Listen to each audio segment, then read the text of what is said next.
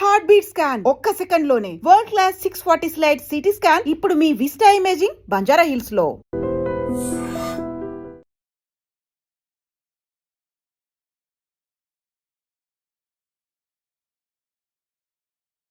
Sameera sir, మీరు ఒక డాన్సర్గా అయితే ప్రస్తుతం మరి ముందుకు దూసుకెళ్తున్నారు. అవును సార్. సో అది కాకుండా ఏంటంటే ఒక డాక్టరేట్ సాధించడం అనేది కూడా చాలా కష్టం. సో మీరు ఆ డాక్టరేట్ అనేది కూడా సాధించుకొని ఎంతో మందికి ఆదర్శంగా కూడా ముందుకెళ్తున్నారు. అవును సార్. అది ఎలా సాధ్యం? చెక్క భజన నుంచి సార్. నేను చెక్క భజన అంటే నా ప్రాణం సార్.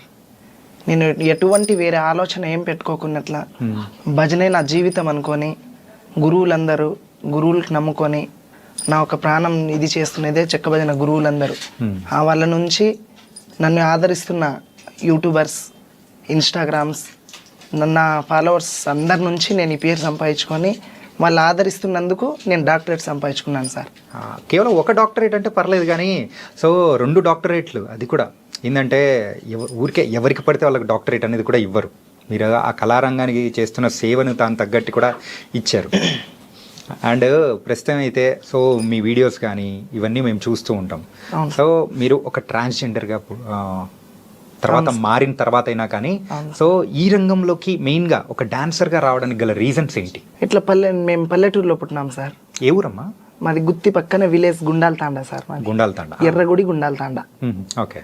అట్లా ప్రోగ్రామ్స్ ఉండే చెక్క భజన, అట్లా అక్కడ ప్రోగ్రామ్స్ మేము చూసేకపోయి పలాని డాన్సర్గా మేము తయారు కావాలి, ఇదే ఎట్లా ఉండాలి, నేను డాన్సరే కావాలనే పట్టుబడి నేను ఆ ప్రోగ్రామ్ చూసి నేను కూడా ఇట్లా ఇంతమంది జనాల్లో నేను కూడా కనబడాలి కదా అనే పట్టుతో నేను ప్రోగ్రామ్ నేర్చుకున్నాను సార్. కానీ ఎప్పుడైనా కానీ ఒక కళారంగం వైపు వెళ్తున్నాము అంటే తల్లిదండ్రులు ఖచ్చితంగా ఎందుకు మనకెందుకు, యూజువల్గా అయితే మా పల్లెటూర్లలో కానీ టౌన్లలో ఉన్న తల్లిదండ్రులు ఎలా ఉంటారు, వాళ్ళ ఆలోచన విధానం వేరుగా ఉంటుంది.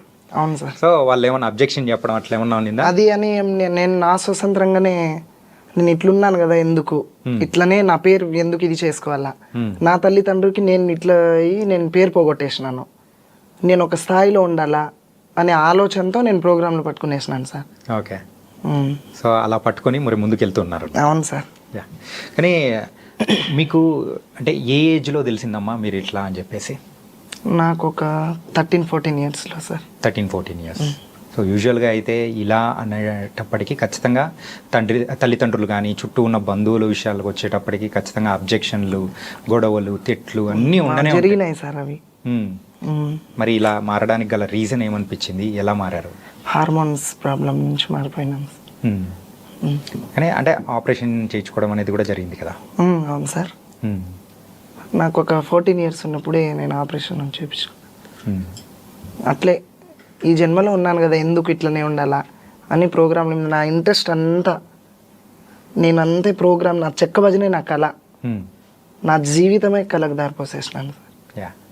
అండ్ మరి మీరు మారిన తర్వాత సో ఇంట్లో వాళ్ళు మిమ్మల్ని బాగానే యాక్సెప్ట్ చేశారా? బాధపడినారు సార్, కొన్ని రోజులు బాధపడినారు. ఓకే. ఎందుకు వద్దు అది ఇది అని.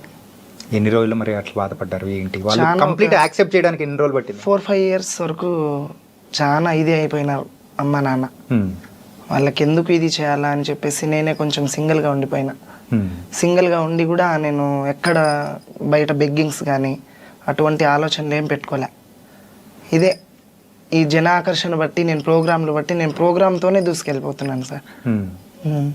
అంటే మీకు నార్మల్గా ఈ చెక్క భజన కానీ డాన్సింగ్ కానీ ఇలాంటివన్నీ ఏ ఏజ్ నుంచి మొదలైంది? నేను 14 ఇయర్స్ దాటిన తర్వాత 1 ఇయర్ నేను ఇంటికాడున్నాను సార్. తర్వాత రమాదేవి అని ఒక ఆమె భజన డాన్సర్ అనమాట. రమాదేవి తర్వాత ఆమెకు చూసి నేను కదా ఈ ప్రోగ్రాంలు మనం చేస్తే మనకి ఇంతమంది చూస్తారు కదా, గురువులు ఇంత మంచి గురువులు ఉన్నారు, వాళ్ళలో నేను ఒక వాళ్ళ బిడ్డగా నేను పొందాలి ప్రోగ్రాంలలో అని అనుకొని నేను ప్రోగ్రాంల మీదే నా ఇంట్రెస్ట్ అంతా ప్రోగ్రాంల మీదే పెట్టేసినాను సార్.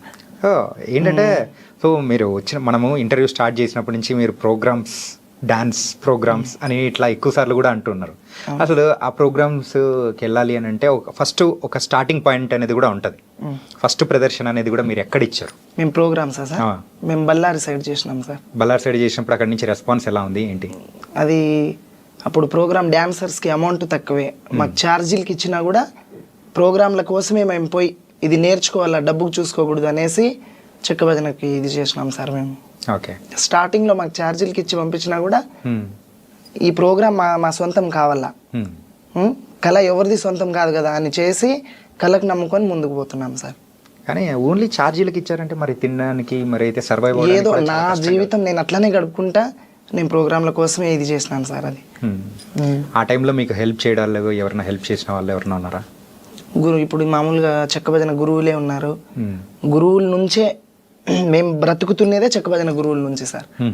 మాకు ఎటువంటి మేము ఎక్కడ ఏం పనికి వెళ్ళలేము, ఎక్కడ పోలేము. మేము చెక్క భజన గురువుల నుంచే మేము డాన్సర్స్గా అయి మేము బ్రతుకుంటున్నాం సార్. ఏది ఉన్నా మంచి చెడు ఉన్నా మేము చెక్క భజన ఫీల్డ్ నుంచే వాళ్ళ గురువుల నుంచే మేము బతుకుంటున్నాం సార్.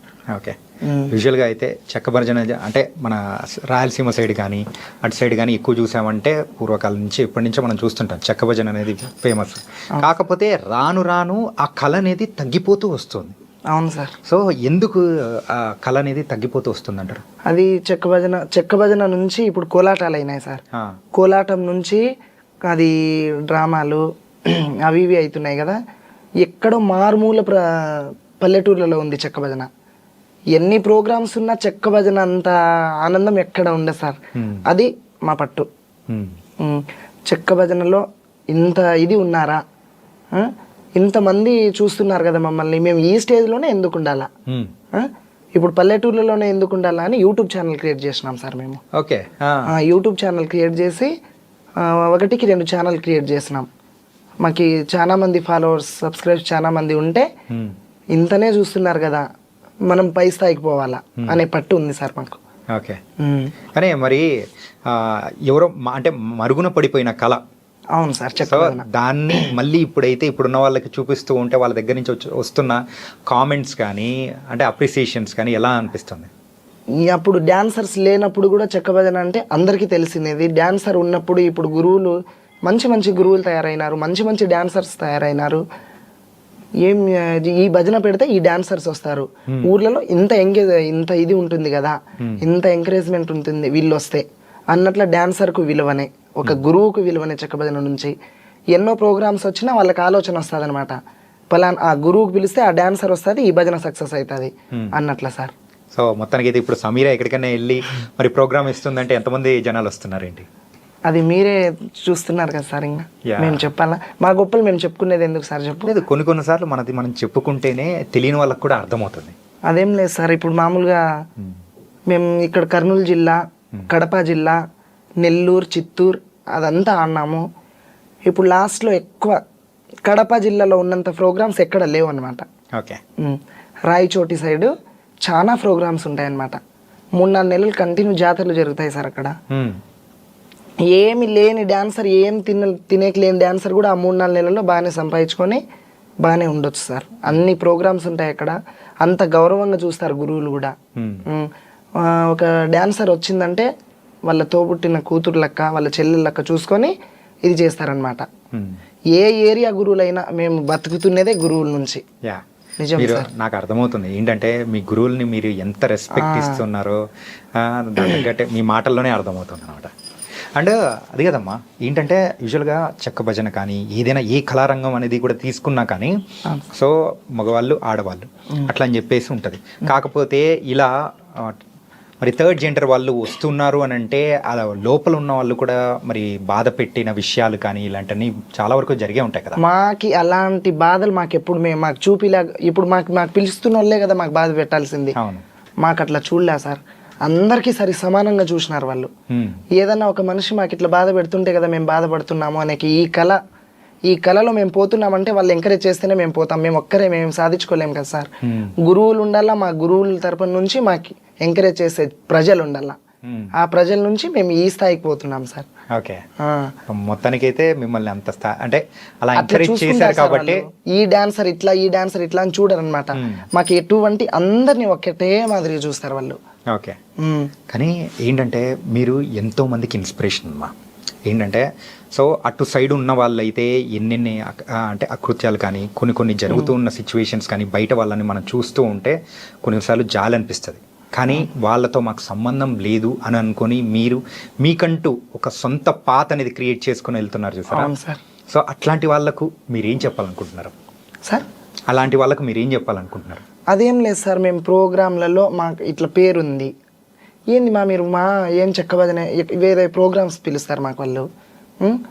వేరే ప్రోగ్రామ్ పిలిస్తే మేమేమంటాము, ఏంది మీరు ఈ ప్రోగ్రాంలకే ఇది చేస్తారా, మీరు మామూలుగా డీజేకి వెళ్ళరా, మీరు పెళ్లి ప్రోగ్రాంలకు వెళ్ళరా, అట్లా ఇది చేసేటోళ్ళు ఉంటారు. ఇప్పుడు మంచోళ్ళు ఉంటారు, చెడ్డోళ్ళు ఉంటారు. జనాకర్షణ అంటే మనకు తెలియదేం లేదు. ఇప్పుడు మనం ఈ స్టేజ్లో ఉన్నామంటే మంచి చెడ్డ చూసుకొని వచ్చింటాం అనమాట. ఇప్పుడు వాళ్ళే ఇది చేస్తున్నారు, వాళ్ళు మమ్మల్ని హేళన చేస్తున్నారని మేము పట్టించుకోలేదు సార్. ఎప్పుడు కూడా మాకి అందరితో పాటు సరి చూసుకుంటున్నారు. ప్రతి వాళ్ళకి కూడా మేము శిరస్సు ఉంచి నమస్కరిస్తున్నాం. ఎందుకు అని అంటే ఇట్లా సమీరా అంటే ఒక చిన్న పల్లెటూరులో పుట్టినాను సార్ నేను. ఇట్లా డ్యాన్సర్ సమీరా అంటే నేను చాలా చిన్న పల్లెటూరులో పుట్టిన. అట్లా క్యాషో డోల్ మాస్టర్లు ఎక్కడో ప్రోగ్రాం పోతుంటే మాకెక్కడో కనిపించి, గుత్తిలో కనిపించి, ఇట్లా రండి మీరు ఆడపిల్లలకు ఉన్నారు ఎందుకు ఈ జీవితంలో అని చెప్పి మాకు తోలుకొని పోయి ఇదిగా చూసుకున్నారు సార్ వాళ్ళు. వాళ్ళ నుంచి మేమేం ఎటువంటి రిమార్క్ కాలే, వాళ్ళు మాకు రిమార్క్ చూడలే. సో ఇప్పటివరకు అట్లాంటి వివక్ష కానీ ఎక్కడ ఏం మీకైతే ఎదురు కాకుండా లేదు సార్. కానీ ఒక విషయం మీలో అదృష్టం ఏంటంటే, సో ఇలా వచ్చిన వాళ్ళు ఎవరైనా కానీ కొన్ని తప్పుడు మార్గాల్లో వెళ్ళిపోవడం కానీ, సో బయట అన్ని జరుగుతూ ఉన్నా కానీ అట్లా లేకోకుండా కానీ సో మీరు ముందుకు వెళ్తున్నారు చూసారా, దానికి మాత్రం నిజంగా అప్రిషియేట్ చేయాలమ్మా. Thank you sir. నిజంగా సూపర్. అండ్ సో ఇప్పుడు మీరైతే ఒక కళారంగానికి మీరైతే సేవ చేసుకుంటూ మరి ముందుకెళ్తూ ఉన్నారు. సో ఒక గోల్ అనేది ఉంటుంది. సో నేను ఎప్పటికైనా కానీ అలా నిలబడాలి, సో ఆ స్థాయిలో ఉండాలి అని చెప్పేసి పక్కా అనుకుంటారు. మీకు కూడా అదే అంటే ఒక గోల్ కానీ ఆ స్థాయిలో నిలబడాలని ఉంటుంది కదా, సో అది ఏంటి? ఆయన భిక్షు నాయక్ అని ఉన్నారు, మంగ్లీ మా అత్త కూతురు సార్. ఆమెకు తీసుకొచ్చిన ఆయన భిక్షు నాయక్. ఓ మంగ్లీ గారు మీ అత్త కూతురా? ఓకే. ఆయన డైరెక్టర్ మురళీ మధు అన్న వాళ్ళు ఉన్నారు కదా, వాళ్ళతో ఫోన్ మాట్లాడించి నాకు ఇట్లా మీరు ఈ విధంగా ఉన్నారు కదా, మీరు టీవీలోకి వచ్చే ఛాన్సెస్ ఉంటాయి, రావాల మీరు అని అంటే, మేము చిన్న కళాకారిని మాకెట్లుంటా సార్ అని నేను అడిగినాను. లేదు మీ దాని గురించి మీరే చెప్పుకోవడం ఎందుకు, మీరు రండి హైదరాబాద్కి అని చెప్పి ఇంటర్వ్యూకి పిలిచింటే మేము ఒక్కసారి వచ్చి దీనిల గురించి తెలియజేసుకుంటున్నాం సార్. మా గోల్ అనేది అదే, ఆ స్టేజ్లోనే ఎందుకు ఉండాలి, కొంచెం పై మెట్టు రావాలనే ఒక ఇది ఆశ సార్ మాకు. ఆశ ఏంటంటే మనం ఒక కళలు కనాలి, ఆ కళలు నెరవేర్చుకోవాలంటే ఆ పట్టుదల కూడా ఉండాలి. కానీ అది మీలో ఎక్కువగా కూడా ఉందమ్మా. Thank you sir. అండ్ అలాగే మన మంగ్లీ గారు మీ అత్త కూతురు అని చెప్పేసి అన్నారు కదా, సో తర్వాత ఇప్పుడైతే మంగ్లీ గారు అంటే ఒక ఫేమస్ సింగర్గా అయ్యారు, మీరు కూడా ఒక కళారంగం నుంచే ఉన్నారు. ఎప్పుడైనా మీట్ అవ్వడం కానీ మాట్లాడడం కానీ అవుతాం సార్. మామూలుగా ఊర్లోకి వస్తే ఆమె మా అత్త కూతురే సార్. వాళ్ళ తమ్ముడు శివ మాకు కాంటాక్ట్లో ఉంటాడనమాట. సత్య వాళ్ళ చెల్లెలు, మేమంతా మా అక్క వాళ్ళందరూ ఒక క్లాస్మేట్ అనమాట. ఓకే. మాకు తెలిసిపోతుంది అనమాట, వాళ్ళ అమ్మ నాన్నలు మా ఊరికి వస్తుంటారు, మా ఇండ్లకు వస్తుంటారు. అత్త కూతురు అంటే ఇంకా మాకు రిలేటివ్స్ కదా, తెలిసిపోతుంది సార్. మామూలుగా మాట్లాడతాం, కలుస్తాం, చేస్తాం. చెక్క భజన కానీ ఇలాంటివన్నీ చేస్తున్నారు. సో మీరు కూడా ఏంటంటే ఒక ముందుకు వెళ్ళాలి అని అనుకున్న వాళ్ళు, సో ఒక డాన్సర్గా ముందుకెళ్తున్నారు. ఒక ప్రైవేట్ ఆల్బమ్ సాంగ్స్ కూడా చేయాలని మీకు కూడా అనిపించి ఉంటుంది కదా? అనిపించి ఉంటుందంటే అంత ఇది ఉండదు కదా మనతో అనే భయం పుడుతుంది సార్ కొంచెం. ఇప్పుడు ఎప్పుడు చూడని దానికి చూసేకి వెళ్తే మనకు కొంచెం ఇది అవుతుంది కదా. సో ఏం లేదు, ఎందుకు అడుగుతున్నా అంటే ఆల్రెడీ మంచి సింగర్స్ మీ ఇళ్ళలోనే ఉన్నారు ఆల్రెడీ. మంగ్లీ గారు కానీ, సో వాళ్ళ చెల్లెలు సత్య గారు కానీ ఆల్రెడీ మంచి సాంగ్స్ పాడుతూ ముందుకెళ్తూ ఉన్నారు. మేము లంబాడి కదా సార్. అయితే ఉందమ్మా. సో ఒక కళారంగాన్ని ప్రోత్సహిస్తూ ముందుకెళ్తున్నప్పుడు అలా ఇలా అని ఏముండదమ్మా. సో ముందుకెళ్తూ ఉన్నారు హ్యాపీగా. ఏంటంటే సో మంగ్లీ గారితో కూడా ఒక సాంగ్ పాడిచ్చి కూడా మీరు డాన్స్ వేసి అట్లా ముందుకెళ్ళారంటే ఇంకా బాగుంటుందేమో అని కూడా అనిపించి అడుగుతున్నాను అనమాట. ఫ్యూచర్లో చేద్దాం సార్. మనం అంత సక్సెస్, మన బతుకు బాగుంటే ఖచ్చితంగా సాధిద్దాం సార్. ఓకే. అండ్ మీకు డాక్టరేట్స్ అనేది కూడా వచ్చాయి. అండ్ సో ఒక డాక్టర్, మరి మీ పేరు ముందు కూడా ఒక డాక్టర్ అనేది కూడా పెట్టుకునేంత అర్హత అనేది కూడా సాధించుకున్నారు. సో మీరు ఏం చదువుకున్నారు? నేను 9th క్లాసే చదువుకున్నాను సార్. 9th class. ఎందుకు ఆపేశారు చదువు అనేది కూడా? ఏదో నాకు ఇంట్రెస్ట్ పుట్టలా, నా హార్మోన్స్ ప్రాబ్లం అయ్యి నేను అటు వెళ్ళిపోయినాను. కానీ చదువు అంటే నాకు ఇంట్రెస్ట్ లేదు సార్. ఓకే. చదువు అనేది ఇంట్రెస్ట్ లేకుండానే ఆపేసి ఈ కళారంగం అయిపోయిన తర్వాత. ఓకే, నైస్ మా. ఏంటంటే సో మీరు ఇంత చేస్తూ ముందుకెళ్తూ ఉన్నారు. అవును. సో కానీ ఏంటంటే ఆ డబ్బు విషయంగా పరంగా కూడా ఎక్కడో ఒక చోట మనకు పడిన బాధలు అనేది కూడా ఉంటాయి కదా ప్రోగ్రామ్స్ లేని టైంలో. అవును సార్. సో మీ కెరియర్ స్టార్టింగ్లో కూడా సో డబ్బు లేకుండా ఇబ్బంది పడిన సందర్భాలు కానీ అట్లా ఏమైనా ఉన్నాయా? దండిగా ఉన్నాయి సార్. ప్రోగ్రాంలు జరగవు. ఇప్పుడు కరోనా టైంలోనే ఎక్కడ లేకోకుండా ఎట్లా కూర్చునేసినాం ఇంటికాడే. అవునా? బయటికి తిరిగే సిచ్యువేషన్లో లేము ఇప్పుడు, మీకైనా మాకైనా. యా. ప్రోగ్రాంలు లేకోకున్న టైంలో నేను బయటికి ఎక్కడ పోలేదు సార్. మామూలుగా తల్లిదండ్రి మీదే ఆధారపడి బతికిన. తల్లిదండ్రినే చూసుకున్నారు సార్ ఆ టైంలో నాకు. నేను ఎటువంటి సమస్యలు అయినా చాలా పేదరికం నుంచి పుట్టి బయటకు వచ్చినాం సార్ మేము. ఓకే. మా తల్లిదండ్రి చాలా పేదవాళ్ళు. ఆ పేదరికం నుంచి వాళ్ళు ఏం చేసినారో, నేను ఇట్లా ఉన్నా కూడా ఇంటి మీదే పోయి కూర్చునేసిన, నేనేం చేసుకోలేకపోయినా బయటికి పోయి అని చెప్పేసి ఇంటికాడే కూర్చునేసిన. అమ్మ నాన్ననే చూసుకున్నారు సార్ నాకు ప్రతిదీ. కానీ ఇప్పుడు వాళ్ళని ఎవరు చూసుకుంటున్నారు? నేనే చూసుకుంటున్నాను. అంతే కదా. ఇప్పుడు మన దగ్గర లేని టైంలో మనకు గుర్తొచ్చేది తల్లిదండ్రులే. అవును సార్. అలాంటి టైంలో మనకు బాగున్నప్పుడు మనం చూసుకోవాల్సిన ఎవరిని వాళ్ళనే చూసుకుంటున్నా సార్. ఏదో నా అయిన కాటికి నేను కష్టపడి చూసుకుంటున్నా. యాజ్ ఎ డాన్సర్గా అయితే మీ కెరియర్ని మలుచుకొని మరి ముందుకెళ్తున్నారు. కాకపోతే మనల్ని ఎంత ఆకాశానికి లేపే వాళ్ళు ఉంటారో తక్కువ రాయితో కొట్టే వాళ్ళు కూడా ఉండే ఉంటారు, విమర్శించేవాళ్ళు. అవును సార్. సో అలాంటి విమర్శలు కొన్ని మనం విన్నప్పుడు కూడా బాధపడి అక్కడే ఆగిపోయిన సందర్భాలు కూడా ఉంటాయి. ఖచ్చితంగా ఉన్నాయి సార్. సో మీ లైఫ్లో కూడా అట్లాంటిది ఏమన్నా? మామూలుగా ఈ కళారంగంలోనే నా ముందు గొప్పలు చెప్పుకొని సమీర ఇట్లా, సమీర అంటే అట్లా, సమీర వస్తే ఇట్లా అని చెప్పి నేను వెళ్ళిన తర్వాత వాళ్ళతో ఒక మాట చెప్పి వాళ్ళు వచ్చి నా ముందర చెప్పి నేను ఏడ్చుకొని ఉన్న రోజులు, వాళ్ళ కోసం నేను ప్రోగ్రాంలు ఆపుకున్న రోజులు చాలా ఉన్నాయి సార్.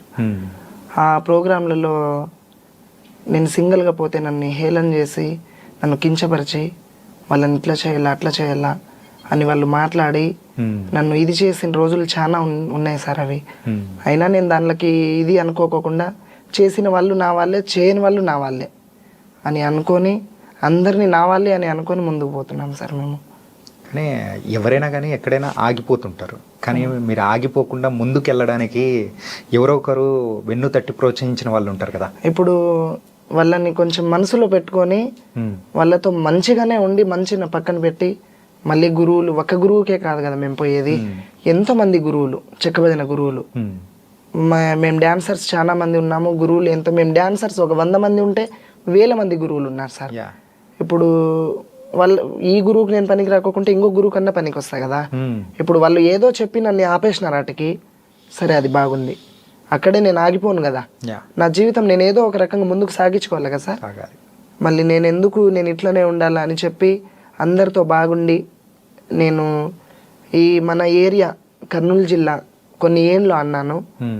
ఇప్పుడు ఒక 4-5 ఇయర్స్ నుంచి నేను కడప రాయచోటి సైడ్ ఆడుతున్నాను సార్.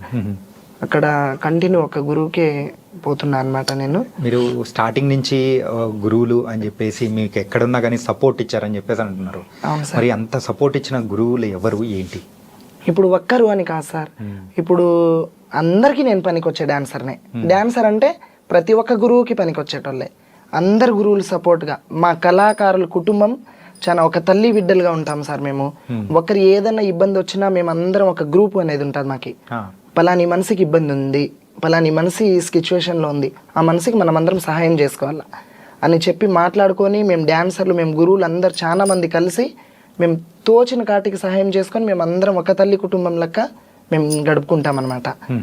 ఇప్పుడు పలానా ఒక మనిషి బాగలేదు, మంచంలో ఉన్నాడు అని అనుకో, ఆ మనిషితో పోయి మేమందరం కలిసి మేమందరం డిసైడ్ చేసుకుంటాం అనమాట. ఒకసారి పలానా మనిషి దగ్గర మనం పోవాలా అట్లా అని. నాకు ఏదైనా ఇబ్బంది ఉందనుకో నేను గ్రూప్లో పెడతా, నాకు ఈ పరిస్థితి నాకు బాగలేదు సార్ అని. అట్లాంటి రోజులు చాలా ఉన్నాయి, నాకు చాలా హెల్ప్ చేసిన రోజులు ఉన్నాయి సార్. నాకు ఈ గురువు సరి చూడలేడు అని నేను చెప్పలే, ఏదో సమయం సందర్భం బట్టి ఇప్పుడు ఇట్లా జరుగుతున్నాయే తప్ప ఫస్ట్ నుంచి ఇట్లా లేదు సార్. చాలా ఒక ఐక్యమతంగా ఉండి మేము భలే బాగా ఉండిపోయినాం సార్ అందరం. ఓకే. కానీ ఇంతకు మీకు సమీర అని పేరు ఎవరు పెట్టారు? సమీర అని పేరు నా కళారంగంలో వచ్చిన పేరు సార్ అది. మరి అసలు పేరు? మామూలుగా నాకు సోనియా బాయ్ అని పెట్టినారు, మేము లంబాడి కదా, సోనియా బాయ్ అని పెట్టినారు. మామూలుగా సమీర అని మా 3 అక్షరాల మీద పాటలు పాడతారనమాట. డోల్ మాస్టర్ రమేష్ అన్న అని ఆయన పెట్టిన పేరు ఇది. ఇట్లా రాంపల్లి సీను అన్న పాట పాడుతుంటే ఇట్లా సమీరా వచ్చింది సార్ అని చెప్పి వేరే పత్తికొండ సైడ్ విలేజ్లో అట్లా చెప్పి ఆయన పెట్టిన పేరు ఇది. ఓకే. ఈ పేరు నుంచే నాకు హ్యాపీనెస్ ఉంది సార్. ఇట్లా సమీరా అని అంటే ప్రతి ఒక్కరికి ఎక్కడ పోయినా, నువ్వు హైదరాబాద్, నువ్వు ఢిల్లీకి పోయినా నువ్వు డాన్సర్ సమీరా కదా అని అంటే నేను చాలా హ్యాపీగా ఫీల్ అయిపోతా సార్. ఆ పేరు మీదనే నేను చేసిన కష్టం కనబడదు అప్పుడు నాకు. యా, ఏంటంటే సో ఒక కళాకారులుగా మనం ఉన్నందుకు సో ఎవరైనా కానీ చప్పట్లు కొట్టారంటే సో మనం పడిన కష్టం అన్ని మొత్తం అన్ని మర్చిపోతూ ఉంటాం. అవును, అదే కదా సార్. యా. సో మరి చెక్క భజన గురించి మాట్లాడుకున్నాం. చెప్పండి సార్. సో ఈ చెక్క భజన అనేది కూడా సో చాలా మంది వరకు తెలియదు. అవును సార్. సో అది ఎట్లా ఆడతారు, ఏంటి, దాని గురించి దాని హిస్టరీ ఏంటో కూడా చెప్పారంటే ప్రేక్షకులు ఉంటారు. హిస్టరీ అంటే సార్, అది మామూలుగా దేవుని కార్యక్రమంకి చెక్క భజన, లేకోకుంటే ఏదో కోలాటం అని పెడతారు. యా. ఇప్పుడు కోలాటం పెడితే ఏముంటుంది, మామూలుగా ఆడపిల్లలతో జరుగుతుంది అనమాట, ఒక గురువు ఉండి డీజే కోలాటం. ఓకే. చెక్క భజనకు పెడితే ఏముంటుంది, ఒక గురువు ఓన్ వాయిస్తో పాటలు పాడి ఒకరు కాకుంటే ఇద్దరు డ్యాన్సర్లకు పిలుచుకొని ఆయన ఒక్కడే చెక్క భజన గురువు. ఆయన ఓన్ కష్టంగా చేసి రాత్రంతా మామూలుగా నైట్ 9కి స్టార్ట్ అయితే పొద్దున 6, 7, 8 కూడా కావచ్చు సార్. ఆయన ఎంటర్టైన్మెంట్స్ చూపించి మైకులలో సొంతంగా పాట పాడి కష్టం చేసి చూపిస్తారు కనుక ఆ చెక్క భజన అంటే ప్రజల్లో ఇట్లా ఉంది కదా చెక్క భజన అంటే, ఒక మనిషి ఇట్లా స్వతంత్రంగా చూపిస్తాడు కదా, ఇవన్నీ మామూలుగా మైకులలో ఇది కాదు కదా అన్నట్ల చెక్క భజన నిరూపిస్తారు సార్. అంటే ఇప్పుడు ఈ చెక్క భజన చేసేటప్పుడు పాట కమ్ ఆట రెండు ఒకటే సార్ చేస్తారు కదా. అవును సార్. సో నార్మల్గా మీరు కూడా అలాగే? అవును సార్. అమ్మా ఏంటంటే ఒక ట్రాన్స్జెండర్గా నార్మల్గా చాలా మంది కూడా బయట ఉన్నారు. అవును సార్. సో అలాంటి వాళ్ళని చూసినప్పుడు సో మీకు ఎవరికైనా కానీ మీ దగ్గరలో ఉన్న వాళ్ళు ఇట్లాంటి వాళ్ళు మీ దగ్గరకు వచ్చి నాకు కూడా ఏదైనా నేర్చుకోవాలని ఉంది ఇట్లా అని చెప్పేసి వచ్చినప్పుడు మీరు ఏం చెప్తారు? వాళ్ళ నుంచి ఉన్న వాళ్ళను బయటికి రావాలంటే ఏం చేయాలంటారు? మనం ఇదే జీవితంలో ఎందుకు నేను ఎంతో కష్టపడి నేను ముందుకు పోతున్నా, నీకు అదే ఇంట్రెస్ట్ ఉంటే నువ్వు రావచ్చు కదా అని వాళ్ళు నన్ను అడిగితే కంపల్సరీగా నువ్వు రా. నేను రా, నా కళ నాకేం సొంతం లే, నువ్వు వచ్చి ఈ కళ ఎవరిది సొంతం లేదమ్మా, ఇంట్రెస్ట్ ఉండాలి మనకి. ఆ ఇంట్రెస్ట్ని చూపించుకొని మనకి ఏదైనా కష్టం చేసి ప్రజలతో మనం ఇది చేసి అందరితో సంతోషంగా ఉండి నాకు ఒక్కదానికే కళ వద్దు, రండి మీరు కూడా. నేను ప్రతి ఒక్కరు నన్ను అడిగిన వాళ్ళకి నేను ఇదే మాట చెప్తానే తప్ప నేనే ఉండాలా ఇక్కడ, వాళ్ళు అట్లనే ఉండాలా ఆ చూపు నేను ఎప్పుడు చూడలేదు సార్ వాళ్ళకు. అందరు నా ఫ్యామిలీనే కదా అని అనుకొని పోల్చుకుంటాను అనమాట. సూపర్ మా. అండ్ ఏంటంటే సో ఇలా ఉన్నప్పుడు ఖచ్చితంగా ప్రపోజల్స్ కూడా ఎంతో మెసేజ్లు పెట్టడాలు అన్నీ వచ్చే ఉంటాయి కదా మీకు? నాకు ఆ విధంగా ఎవరు ఇదేం చేయలేదు సార్ ఇప్పటి వరకు. సో నన్ను ఒక డాన్సర్ లాగానే చూస్తారనమాట అందరూ.